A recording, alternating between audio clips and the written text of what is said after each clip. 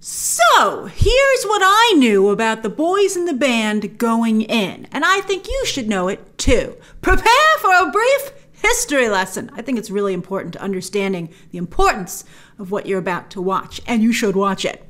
All right, so anyway, it was a 1968 off-Broadway play debuting right before the gay liberation movement, which turned out to be awful timing because screenwriter turned playwright Mark Crowley, himself a member of the LGBT community, wrote his play about what it was like to live in a world that in large did not accept the LGBT community. But when the gay liberation movement kicked off basically right after this play debuted off Broadway, many in the LGBT community didn't care for it because they felt the boys in the band cast the LGBT community in a negative light as cruel and self-hating instead of proud and promoting love. And, you could see their point, particularly, I think, with the earlier versions of this story, because William Friedkin adapted it into a film in 1970, one of the first major films to feature openly gay characters. And I watched some clips online before I watched the Netflix movie, and the film is very acerbic, very stark, very bleak. Now, what has Ryan Murphy done with it? I think he's done a lot. He's adapting the 2018 Tony-winning Broadway revival, notable for not only its entirely gay cast, but that all the actors are not only openly gay, but some of them are incredibly successful and beloved by many, many fans, including me. I'm a huge fan of Jim Parsons, Zachary Quinto, Matt Bomer, and Andrew Reynolds. Side note, I went to see Lobby Hero when the boys in the band was on Broadway, and Matt Bomer, who I guess had a day off, was in the audience too. I was like, oh my God, it's Matt Bomer. Now, I didn't get to see the boys in the band on Broadway, but I did look up some set photos, and it seemed even that adaptation had a dark, edgy, tone to it. It had a little, the apartment, the setting of the play seemed a little Studio 54. It was darker. And here, oh, by the way, here's something interesting. That 2018 revival was directed by Joe Mantello, himself an openly gay actor, who you might recall was just in Ryan Murphy's Hollywood, where he played a closeted studio executive. And he was, in fact, one of my favorite characters on that show. I thought he just did a wonderful job. I thought he was just so likable, and you just were pulled into his world immediately. And I think he's brought that quality to his film version of the play, the revival that he directed. I have to say, I think he's an incredibly talented film director, as well as a talented actor. I mean, he did direct a movie before, but not since 1997 when he directed Love, Valor, Compassion. And I have to say, I think that his and Netflix's The Boys in the Band is absolutely wonderful. And interestingly, despite the history I just went over with you, I think one of the most noticeable things about it is its warmth. Oh my God, the cinematography from Bill Pope and his lighting team, masterful. There were so many times where I was watching it, I was like, that's just a gorgeous shot. And the lighting on that is just perfect, both realistic and a little bit fanciful. It was ideal. That's the best way to describe it. Now, sure, all the characters are still deeply unhappy. But on that note, I want to point out that unhappiness and self-loathing aren't reserved for the LGBT community, which in my opinion makes this film very relatable to a lot of people. Many of us find ourselves unable to achieve personal happiness. While it seems so easy for others, we struggle with that. And of course, we can't help but wonder if maybe we're the problem. I know that every single one of you, I think, has gone through this emotionally, because it's human. Society, the media, advertising, Hollywood, they sell you the idea that everyone's happy all of the time. And if you're not, it's because you have a problem that they can fix. But the truth of the matter is that almost no one is, which is why those are such effective advertising techniques. And I think that makes this film quite touching. I felt so bad for a number of the characters. I'm like, just love yourself, man. Just love yourself.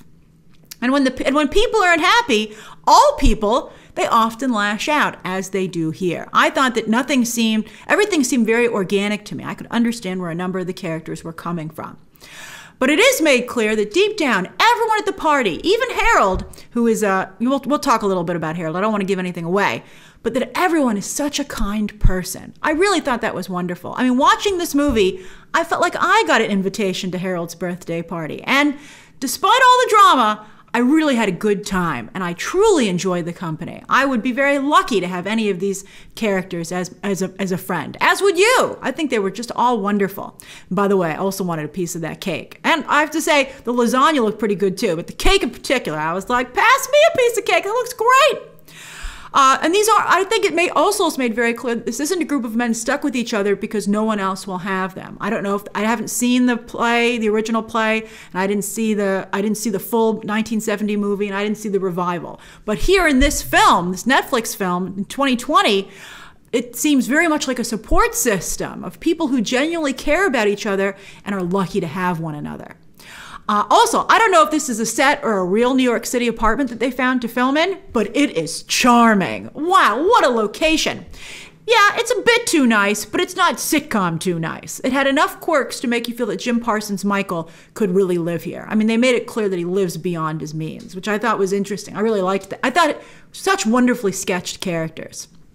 The chemistry amongst the cast, who of course perform this play together every day for the Broadway production's 4-month run, is amazing. And again, they seem like true friends, which includes both the good and the bad. These feel like real relationships. I'd also like to add that Tuck Watkins and Andrew Reynolds, this is fantastic, are now in an actual relationship, having fallen in love while doing the play on Broadway.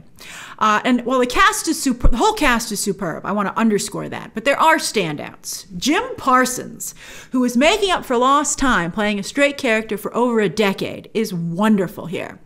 I thought he was good in Hollywood too, even though I thought the role that he played was irresponsible. I didn't like the way they handled that. It was a very tricky thing to handle, and I think Ryan Murphy didn't do a good job.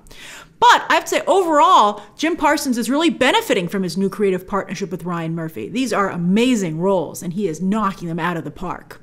Zachary Quinto, who makes Harold just odd enough to stand out and be mesmerizing, but not so odd that you're like, why would anyone be this guy's friend?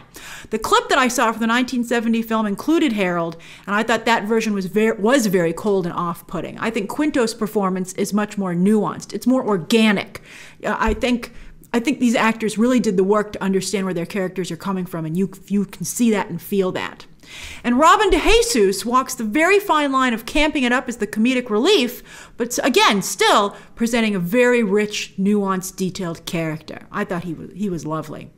Also, Mantello does a great job expanding the play beyond the stage because this is a film adaptation from Michael's 2-story apartment but it's a small apartment. Again, it's still realistic. It's a small apartment with a loft, bedroom, and bathroom, and this really charming wraparound staircase. I don't know if you've ever been to Serendipity in New York City, which was actually started by some members of the LGBT community. They sold it recently, and it's not quite the same. But this apartment feels a little bit like that, but still more realistic. Serendipity has like some flair to it because it's a fanciful restaurant.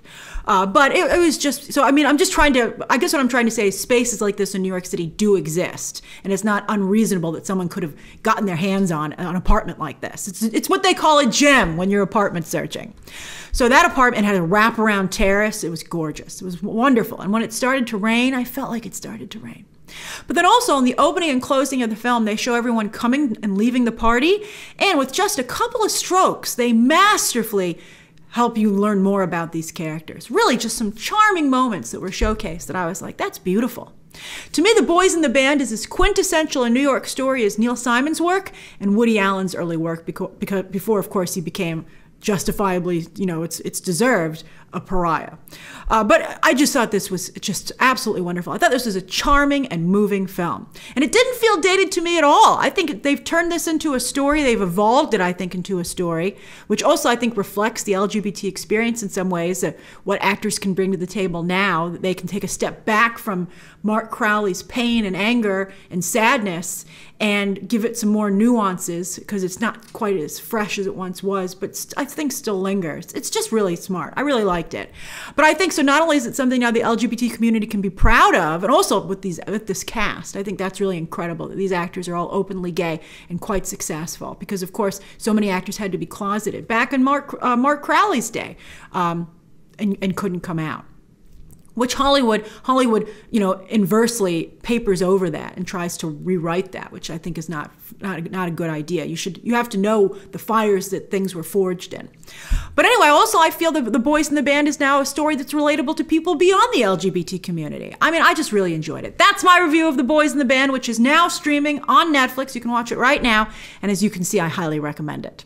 So share your own thoughts down below, subscribe today, and of course, as always, you can check out some more videos right now.